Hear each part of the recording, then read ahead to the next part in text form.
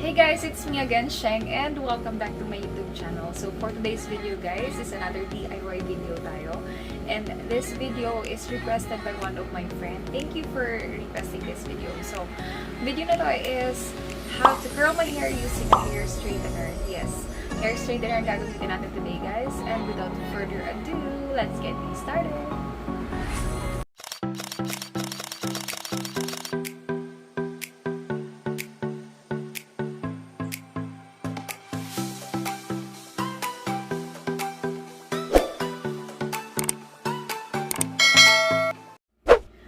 So guys, again, this is a requested video on how I curl my hair using a hair straightener. And today, I'm gonna be using my JML hair straightener. So, ito siya guys. Ito yung tsura niya. Ito siya. So, steam iron siya guys. So, pwede siya lagyan ng water. And it's also ideal even on wet hair. So, pero hindi naman na wet yung hair ko. Pero kung papansin nyo guys, medyo parang oily pa siya. Kasi from last week, nag-DIY din tayo ng keratin blowout. If hindi nyo pa napanood yung ating DIY na yun, I'll put the link sa description box para mapanood nyo rin siya kung may time na yun. So, antayin mo natin siya uminit guys, and then mag-start na tayo mag-curl ng hair. Ito yung hair straightener natin guys. First step is you have to divide your hair into two. So, yan. From here, yan. Section nyo lang siya ng ganyan.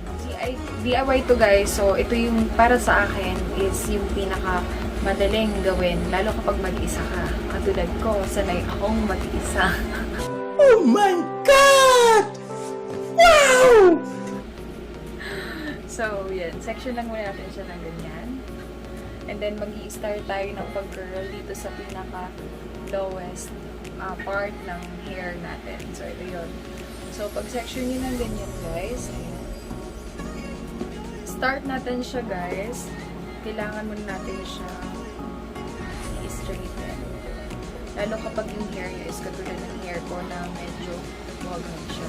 And then, ayan, start na natin siya.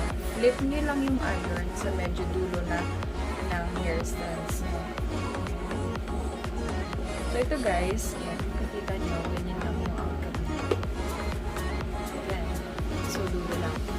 Kaya siya dulong-dulo guys, kasi ito yung lowest na portion ng hair mo. So, para hindi siya maging maiksi tingnan. So, yung lowest portion ng hair mo is pinaka-ilalim mo lang din siya pupulutin. So, next. Yan, another section ng hair.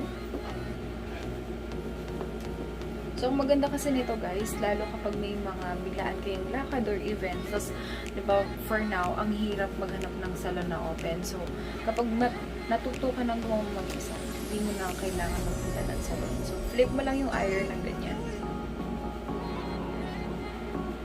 And, nga pala guys, kapag yung hair nyo is like colored or braided hair, tumatagal yung kulot niya for full day. Yes, full day siya.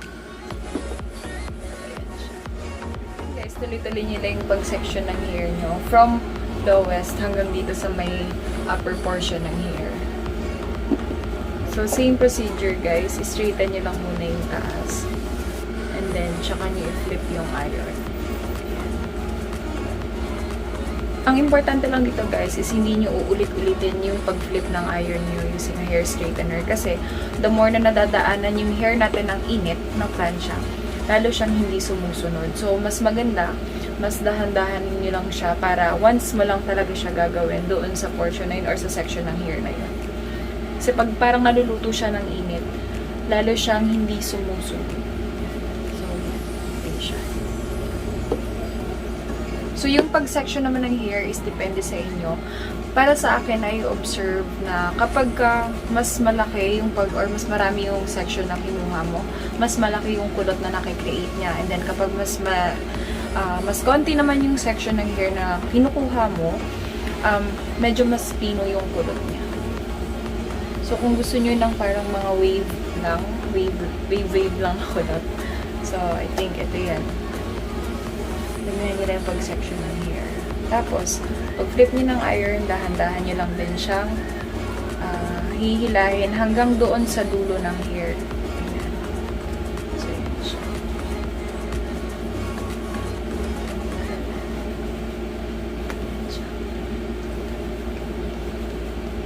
Actually guys, pag natuto kayo, siguro in less than 5 to 10 minutes, tapos na kayong gawin pa sa hair niyo. Flip natin siya. And then, dahan-dahan natin hilahin yung color.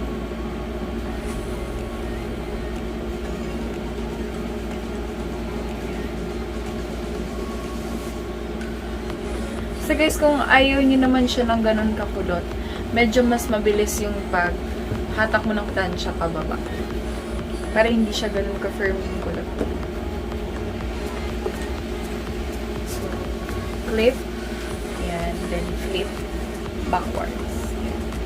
Pwede nyo rin i-reverse yung pag-flip. Going in naman sa face nyo. Pero ako, mas gusto ko yung ganito. Ito yung tinatawag nilang palabas na kulot. Papunta kasi siya sa labas.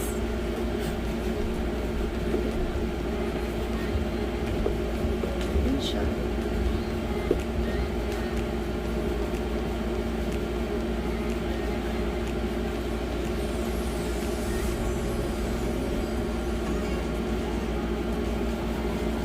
Yan.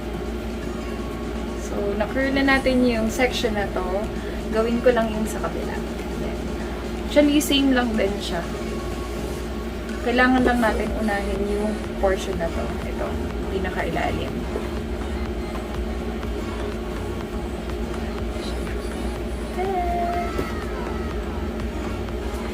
So, for medium length hair, kaya nyo pa rin mag-curl, makapag-curl lang ganito. Basta umpisa nyo lang siya sa medyo dulo para hindi masyadong umiksi yung hair nyo. Katulad nito. So, kung mayroon din kayong hair strands na katulad ko na medyo pinampala, ang maganda sa hair strands na ganito, yung medyo makakapal, eventually, naglo-loose yung curl and then nagiging big curls talaga siya. So, hindi mo na kailangan mag-set ng like, ano ba yun, hairspray, yung mga ganun. So, hindi mo na kailangan ng ganun. Especially kapag yung hair nyo is colored and treated. Promise guys, hanggang kinabukasan, mag-i-stay yung gantong kulot. Nawalan ka na ng jowa, andyan pa yung kulot mo.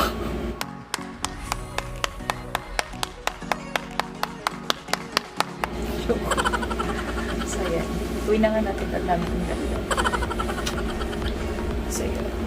Ayan lang din. Clip. Tapos, flip.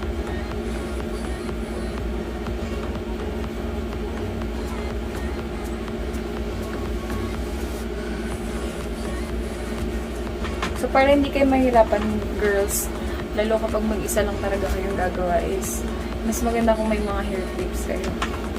Para nasa section niyo yung hair niyo. Nang mas maayos.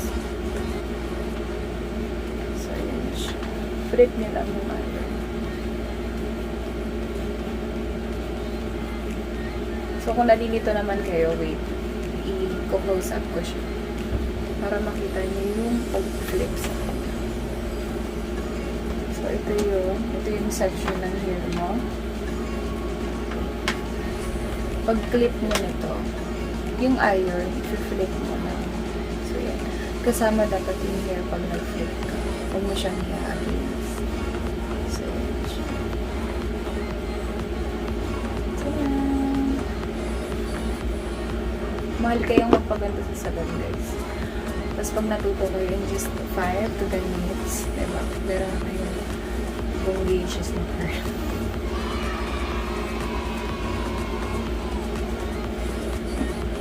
Lalo sa panahon ngayon, sobrang hirap ng magpasalon.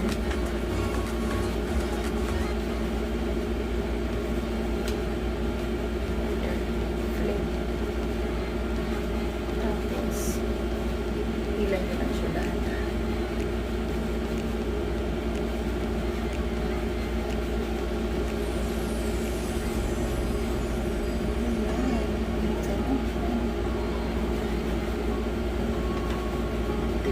Ilan na lang section ng hair na gagawin natin. So, flip. And flip. Tapos, dahilan mo lang. Tapos, this mo papansin nyo, meron kasi siyang plate, diba? So, dapat yung hair nyo, in between plates, talagang dumadaan siya sa plates na may hair. Kasi, kung hindi, syempre yung hair mo, hindi makukulot yun. Kaya mas maganda talaga nakikita mo rin na hindi siya nag-overlap dito sa plates na to.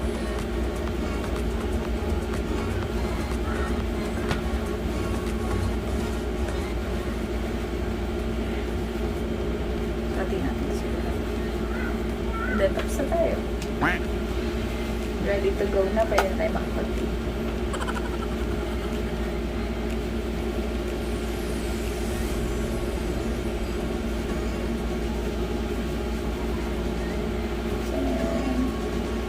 So, kung napansin nyo naman guys, itong portion na to, medyo tinaas ko na yung pagkulot. Kasi nandito na siya sa upper portion ng hair.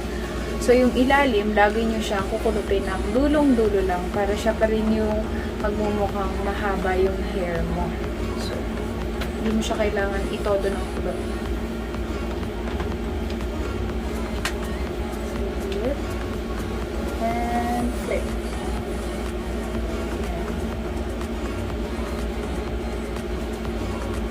So, isang tip na mabibigay ko sa inyo kapag nag-curl kayo ng hair nyo, or kapag hindi ka pa sanay kulutin ang buhok mo, mas maganda, wag mo muna siyang isi-set ng init. I-try nyo muna siyang i-flip, and then hilahin, hanggang sa parang magiging sanay na yung hair mo doon sa ginagawa mo. Then, tsaka mo siya lalagyan ng init. Kasi, yun nga, kapag nag-start na kayong lagyan ng init yung hair straightener nyo, and then tinry nyo na siyang kulutin sa buhok nyo, and then hindi kayo na-satisfied, tapos inulit mo siya ng inulit, hindi na po kukulot yung hair natin noon. Babagsak na po siya gawa ng init. So, yan. Tapos na tayo. So, imagine in just 5 or less than 5 minutes. We're done.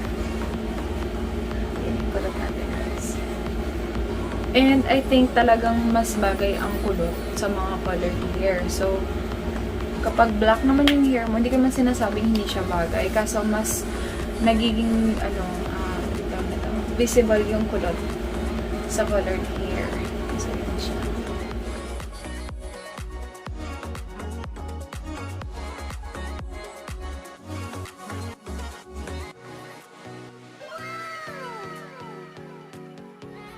So guys, we're done. In just 5 minutes, may ganito ka nakabonggacious na curly hair. So, I hope you like it, and please don't forget to like, comment, and subscribe to my YouTube channel. See you in my next vlog! Bye!